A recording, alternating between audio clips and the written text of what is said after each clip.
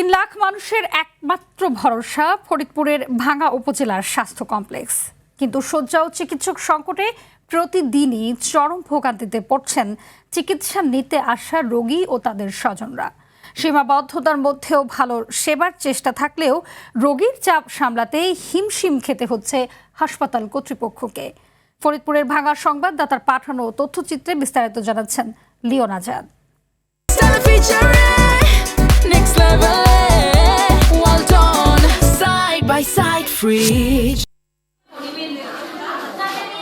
ভাঙ্গা উপজেলা স্বাস্থ্য কমপ্লেক্সে শয্যা ও চিকিৎসক সংকটে ব্যাহত হচ্ছে চিকিৎসা সেবা।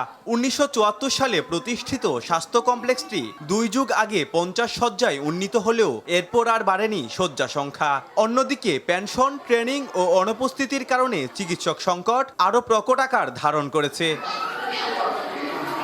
চিকিৎসক ও শয্যা সংখ্যার মাঝেও এখানে সব ধরনের পরীক্ষা নিরীক্ষা ও সিজারিয়ান অপারেশন চালু থাকায় মানুষের আস্থার জায়গা হয়ে উঠেছে হাসপাতালটি। ফলে 50 শয্যার এই হাসপাতালে প্রতিদিনই ভর্তি রোগীর সংখ্যা 100 ছাড়িয়ে যায়। এতে কাঙ্ক্ষিত সেবা পাচ্ছেন না সেবা প্রত্যাশীরা।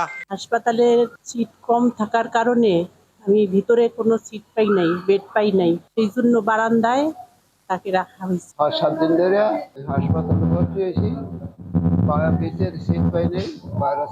100 শয্যায় উন্নীত করার জন্য প্রস্তাবনা পাঠানো হয়েছে বলে জানান সিভিল সার্জন। এই হসপিটালটা 50 বেড এবং 100 বেডের জন্য আমরা প্রস্তাবনা পাঠাইছি।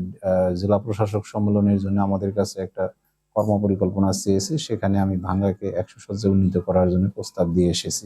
স্থানীয়দের দাবি, বিপুল জনগোষ্ঠীর চিকিৎসা সেবার একমাত্র সরকারি কেন্দ্র ভাঙ্গা উপজেলা স্বাস্থ্য কমপ্লেক্সটি দ্রুত 100 শয্যায় উন্নীত করে ভোগান্তি কমাবে কর্তৃপক্ষ।